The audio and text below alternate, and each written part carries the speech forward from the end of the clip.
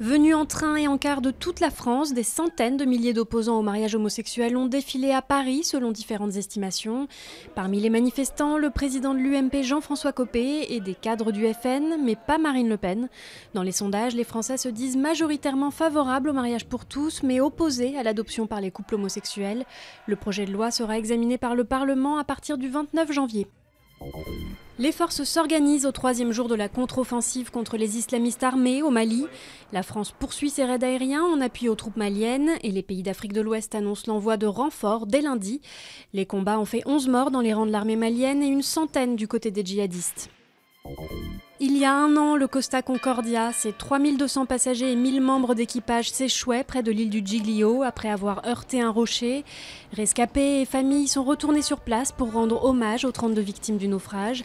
À l'entrée du port, l'épave du paquebot de croisière gît toujours sur un flanc. Les opérations de renflouement devraient s'achever en septembre.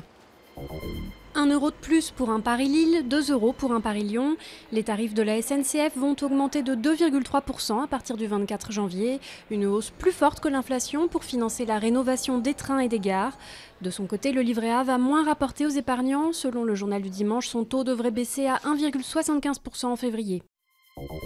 Feux d'artifice, parade sur la Canebière ou encore spectacle de cirque aérien, le lancement de Marseille-Provence 2013 s'est achevé par une grande fête populaire. Près de 450 000 personnes ont assisté aux festivités dans le centre piétonnier sans incident majeur. Capitale de la culture jusqu'à fin décembre, la cité phocéenne doit accueillir une centaine d'événements.